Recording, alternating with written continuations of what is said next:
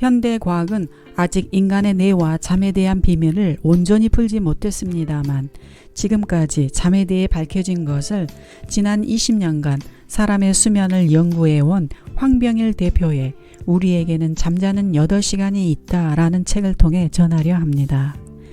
예전에 침대 광고 중 잠은 인생의 사치입니다. 저는 하루 4시간만 자면 충분하다고 생각해요. 라고 말하는 에디슨이 등장하는 광고가 있었습니다. 에디슨이 주는 신뢰와 믿음을 통해서 사람들에게 그 침대를 이용하면 숙면할 수 있다라는 인식을 심어주기 위한 것 같았습니다.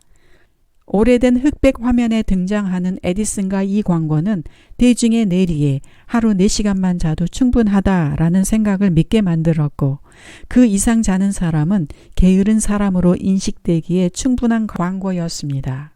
내 5시간만 자도 다음날 컨디션에 문제가 없고 활동이 가능한 사람들이 있는데 이를 단시간 수면자라고 합니다.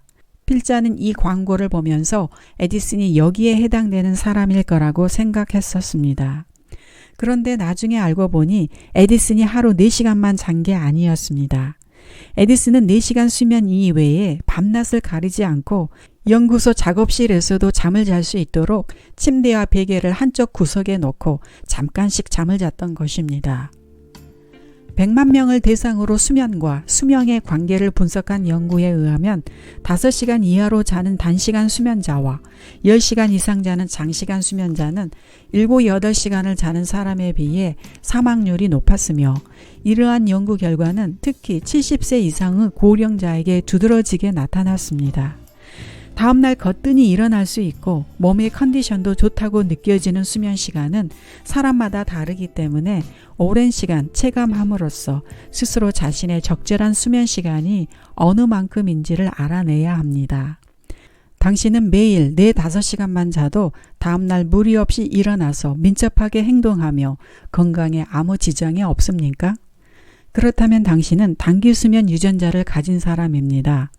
저의 지인 중에도 이런 분이 있는데 그런 능력을 보면 부러움을 느낍니다. 하지만 대부분의 사람들이 이것에 해당되지 않습니다. 단시간 수면을 하면 대부분 며칠 지나지 않아 피곤하고 잠이 부족하다는 기분이 드는 게 일반적입니다. 5시간 미만을 자는 단시간 수면자는 유전자 자체가 일반인과 다르다는 것이 밝혀졌습니다. 즉, 어느 정도 개인마다 적합한 수면 시간이 정해져 있다는 것입니다. 이 글을 읽다 보니 저도 10년 전 직장 생활과 더불어 자기 개발한다며 저녁 12시에 취침하여 새벽 5시 기상하는 개인 프로젝트를 수행한 적이 있었습니다.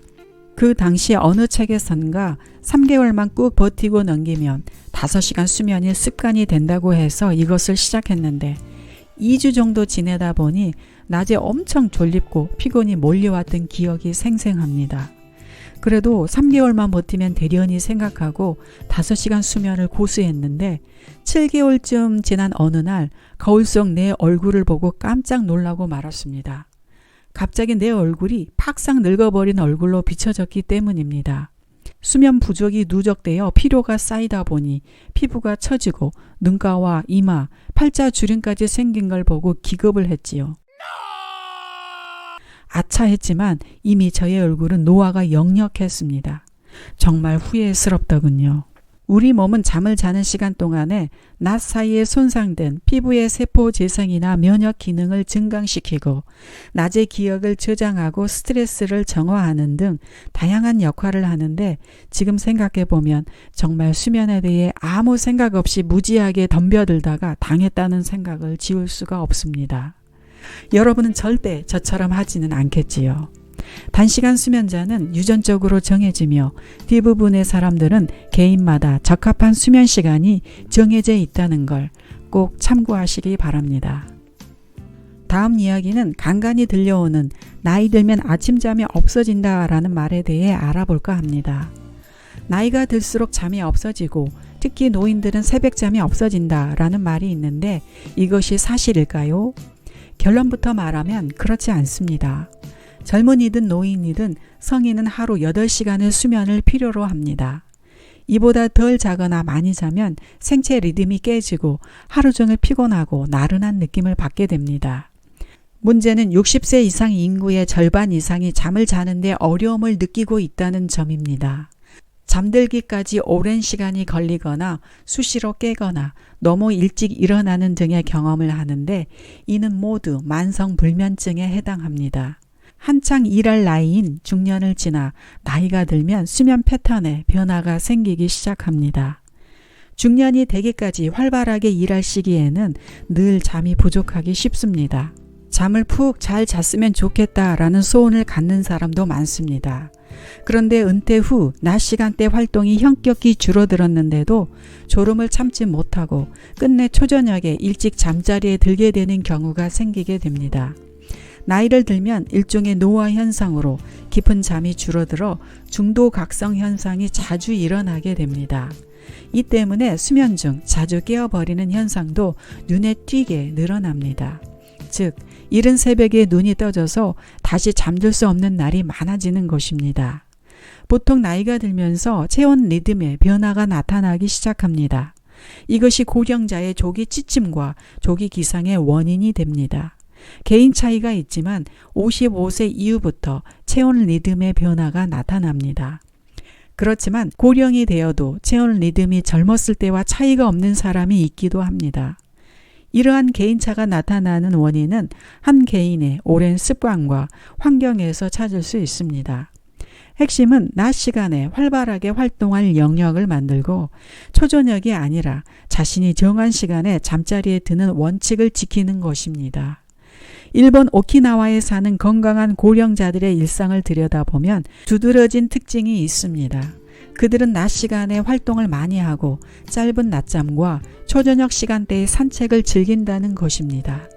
10분에서 20분 정도의 짧은 낮잠을 취하면 아침부터 쌓인 뇌의 피로를 풀 수 있고 목표로 하는 취침 시간까지 잠들지 않을 수 있습니다. 낮잠도 잘 자면 약이 됩니다. 연구 결과에 의하면 적절한 낮잠은 치매 위험을 20%나 낮춰준다고 합니다. 조금이라도 수면의 질을 높이려면 피곤해도 낮잠은 가급적 20분 이상 자지 않도록 해야 합니다. 하지만 1시간을 크게 넘나드는 낮잠은 거꾸로 치매 위험을 배가시킬 수 있다니 주의해야 합니다. 특히 늦은 오후나 저녁 선잠은 밤의 수면을 방해하므로 피해야 합니다. 운동도 건강 유지를 위해 꼭 필요하지만 늦은 시간대에 하는 건 피해야 한다고 합니다. 운동을 하면 체온이 올라가는데 인체는 6시간이 지나야 체온이 떨어집니다. 잠을 잘 때 체온이 상시보다 1도 정도 떨어진다는 점에서 취침 직전의 운동은 잠을 방해하는 요인이 될 수 있습니다. 불면증으로 고생하는 고령자들을 대상으로 짧은 낮잠과 초저녁의 가벼운 운동 효과를 연구한 결과가 있습니다.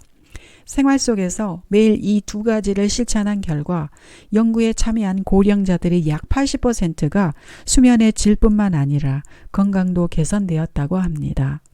한밤중에 몇 번씩 깨는 중도각성 현상으로 깊은 잠을 못 잤었는데 이 두 가지를 꾸준히 실천하면서 아침까지 푹 잘 잘 수 있게 된 것입니다. 고령이 되면 빛에 반응하는 정도도 달라진다고 합니다. 따라서 수면 환경에도 변화가 필요합니다. 너무 이른 새벽에 눈이 떠진다면 침실에 차광 커튼을 치도록 합니다. 반대로 아침에 잘 일어날 수 없다면 침실에 빛이 들어오도록 얇고 밝은 커튼을 칩니다. 나이가 들면 이런저런 걱정으로 잠을 잘 못 자는 경우도 흔합니다. 잠자리에서는 걱정을 접어두고 내일 생각하자라고 스스로에게 다짐하는 훈련을 습관화할 필요가 있습니다. 이상으로 인간에게 꼭 필요한 잠에 대해서 궁금증 2가지와 그 대책을 알아보았습니다. 부비북이었습니다. 여러분의 편안한 밤의 수면을 응원드립니다.